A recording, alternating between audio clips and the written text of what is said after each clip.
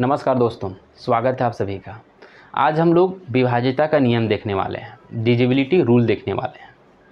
आप कोई भी संख्या को देखकर बता सकते हैं कि ये संख्या किस संख्या से कटेगा, 2 से कटेगा, 3 से कटेगा, 5 से कटेगा। इस तरह से आप देख कर अगर समझ जाएंगे तो आप जल्दी कैलकुलेशन कर पाएंगे। चाहे आपको एलसीएम निकालना हो या एचसीएफ निकालना हो, या फिर आप गवर्नमेंट एग्ज़ाम का तैयारी कर रहे हैं, तो आपका फास्ट कैलकुलेशन करने के लिए ये जानना ज़रूरी है कि ये संख्या किस संख्या से कटने वाला है। तो आइए समझते हैं क्या है विभाज्यता का नियम।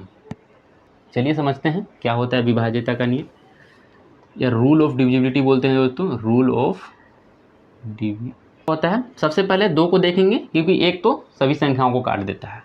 अब देखेंगे कि 2 संख्या जो है एक किस किस संख्या को काटता है।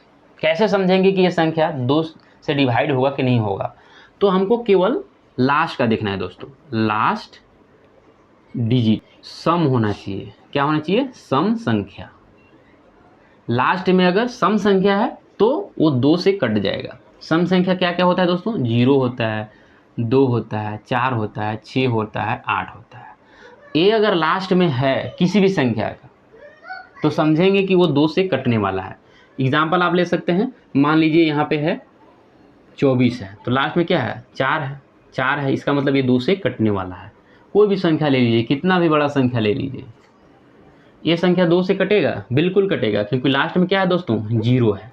ये कोई भी संख्या लास्ट में रहेगा, केवल लास्ट देखना है। ये सब हमको देखने की जरूरत ही नहीं है, केवल हमको लास्ट देखना है। लास्ट में अगर ये सब संख्या होगा यानी 0, 2, 4, 6, 8 होगा तो संख्या 2 से कटेगा। बहुत आसान है। अब हम लोग समझेंगे 4 का। क्यों दोस्तों? क्योंकि 2, 4, 8 एक ही जैसा है, तो आप जल्दी समझिएगा। तो लास्ट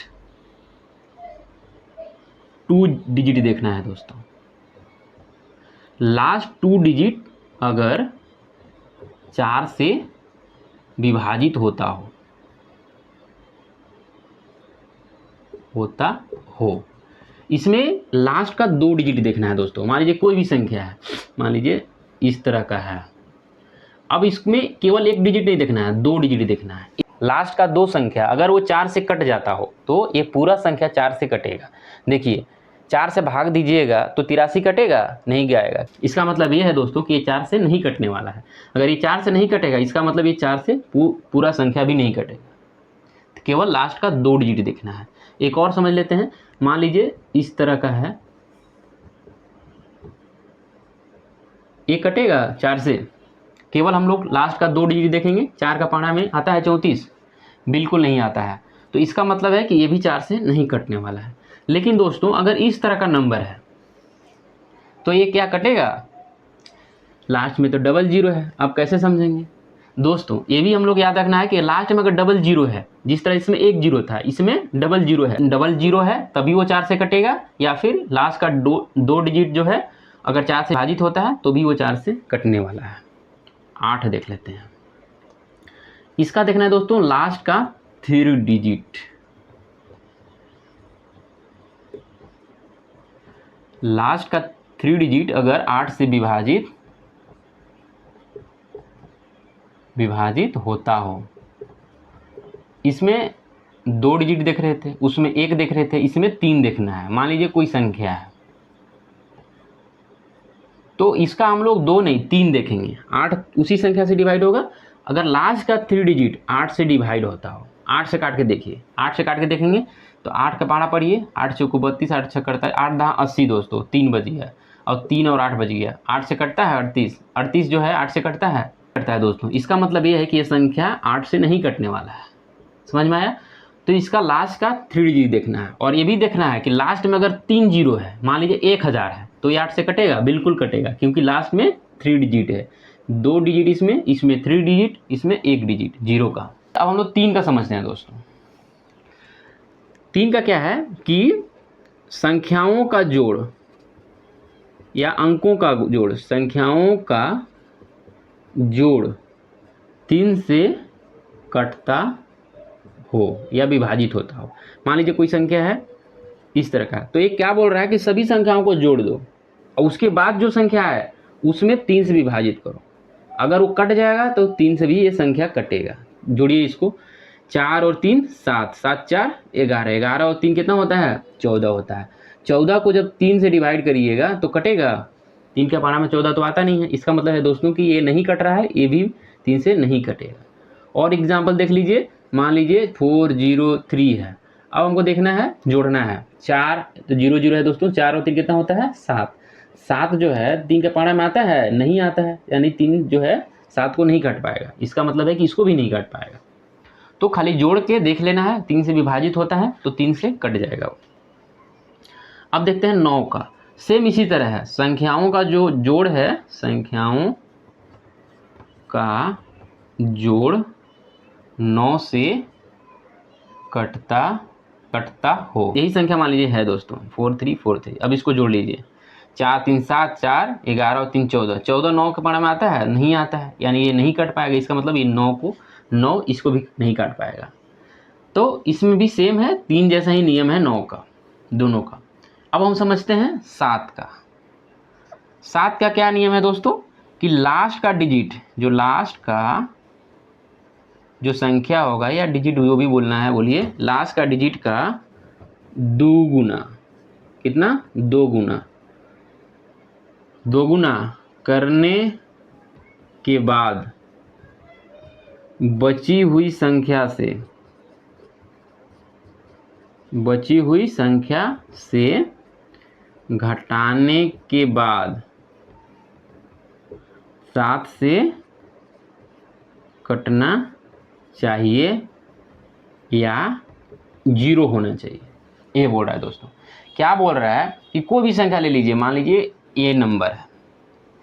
अब हमको देखना है कि ये संख्या 7 से कटता है कि नहीं कटता है। तो हम क्या करेंगे, लास्ट का खाली डिजिट देखेंगे, ये वाला।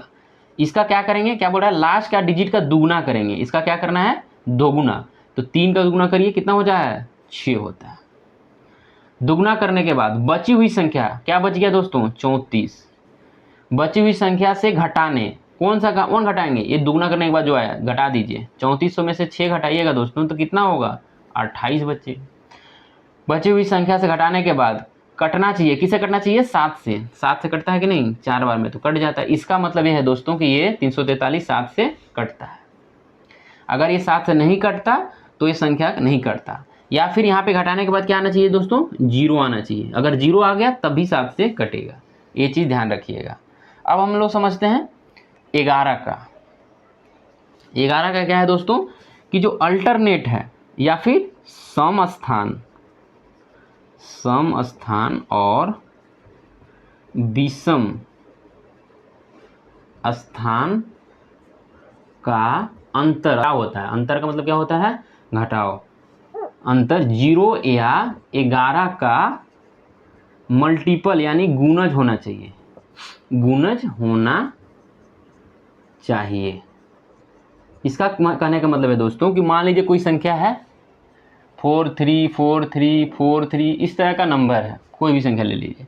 अब हमको देखना है कि ये संख्या जो है 11 से डिवाइड होता है कि नहीं। तो हम लोग क्या करेंगे, सम स्थान और विषम स्थान। तो विषम स्थान को जोड़ते हैं दोस्तों, विषम स्थान को जोड़िए, 4 4 8 और 4 तिया 12। अब घटाइए क्योंकि अंतर पूछ रहा था।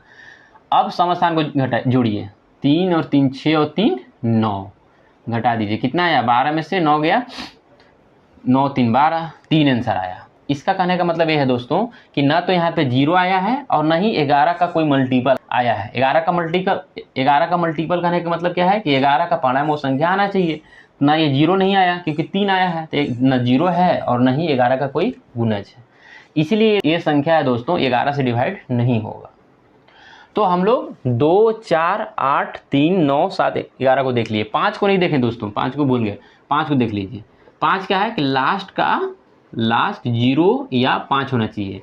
लास्ट में अगर 0 और 5 है तो समझेंगे कि वो क्या है, संख्या 5 से कटने वाला है। मान लीजिए इस तरह का संख्या होगा, लास्ट में क्या है 0, यानी ये 5 से कटेगा। लास्ट में क्या है दोस्तों, मान लीजिए 5 है, इसका मतलब क्या है दोस्तों कि ये 5 से कटने वाला है। तो लास्ट में खाली हम देखेंगे अगर 0 या 5 होगा तभी वो संख्या 5 से कटेगा। अब दोस्तों इसमें हम लोग छोड़ दिए हैं, 6 छोड़ दिए हैं। 6 को देख लेते हैं। 6 को समझने से पहले हम लोग दोस्तों समझते हैं सहअभाज्य संख्या। सहअभाज्य संख्याएं, सहअभाज्य संख्याएं, इसको बोलते हैं दोस्तों coprime, coprime number. Coprime number क्या होता है उसको समझ लेंगे।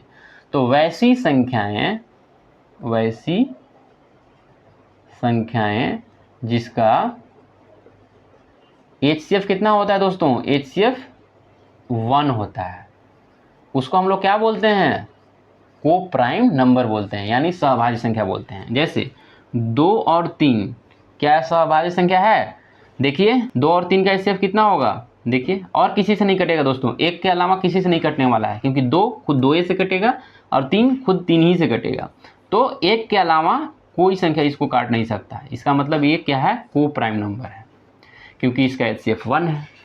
अब देखिए 2 और 9, ये क्या कोप्राइम नंबर है, देखिए 2 केवल 2 से कटेगा और 9 3 और 3 से कटेगा। इसका मतलब यह है दोस्तों कि इसका भी HCF कितना होगा, 1 ही होगा, क्योंकि कोई कॉमन गुणनखंड नहीं है इन लोगों का। तो कोई भी दो संख्या, कोई संख्या दिया हुआ है, उसको कोप्राइम में तोड़ना है। अब कोप्राइम में तोड़ने के बाद जो संख्या आएगा दोस्तों, जो गुणनखंड होगा उसका, वो संख्या अगर उस संख्या को डिवाइड करता है तो वो संख्या कटेगा उससे। कोप्राइम हम लोग समझ लिए दोस्तों। अब हम लोग समझते हैं 6 का विभाज्यता का नियम देखते हैं। 6 को दोस्तों हम लोग तोड़ेंगे कोप्राइम नंबर में, इसको 2 और 3 में तोड़ लेंगे। 3 दूना क्या होता है 6, तो 6 से वही संख्या डिवाइड होगा जो 2 से भी कटता होगा, 3 से भी कटता होगा। कोई संख्या देख लीजिए, मान लीजिए 4340 है। अब देखना है कि 6 से कटता है कि नहीं कटता है, तो हमको 6 से करने की जरूरत नहीं है, हम देखेंगे 2 से कटता है कि नहीं। 2 का विभाज्यता का नियम क्या था, लास्ट में 0 2 4 6 8 आना चाहिए था, देखिए 0 है, इसका मतलब ये 2 से कटता है। अब 3 से देखेंगे, 3 जोड़ने के बाद वो 3 से कटना चाहिए, तो जोड़िए इसको, 4 3 7 और 4 11, 4 3 7 4 11, 11 है, 11 जो है 3 का पारा में आता नहीं है, इसका मतलब ये 3 से नहीं कटेगा। 3 से नहीं कट रहा है, इसका मतलब ये 6 से नहीं कटेगा, 6 से भी नहीं कटेगा, 6 से नहीं कटेगा। क्यों नहीं 6 से कटेगा, क्योंकि केवल 2 से कट रहा है, 3 से नहीं कट रहा है। इसी तरह अगर खाली 3 से कटता दोस्तों, 3 से कटता 2 से नहीं कटता, तब भी ये 6 से विभाजित नहीं होता। दोनों से कटना चाहिए, मतलब 2 से भी कटना चाहिए, 3 से भी कटना चाहिए, तभी वो संख्या 6 से कटने वाला है। समझ में आया। इस तरह कोई भी संख्या को आप कर सकते हैं। जैसे 18 है, क्या है दोस्तों, मान लीजिए 18 है, 18 कोई संख्या से कटेगा कि नहीं कटेगा। अब इसको हमको कोप्राइम में तोड़ना है, तो 9 दूना 18, क्योंकि 9 और 2 क्या है, कोप्राइम है, गोमन गुणनखंड कुछ है ही नहीं एक के अलावा, तो इसलिए इसका HCF 1 हो जा रहा है। तो अगर कोई संख्या 9 से भी कट रहा है और 2 से भी कट रहा है, तभी वो 18 से कटेगा। तो ये था विभाज्यता का नियम।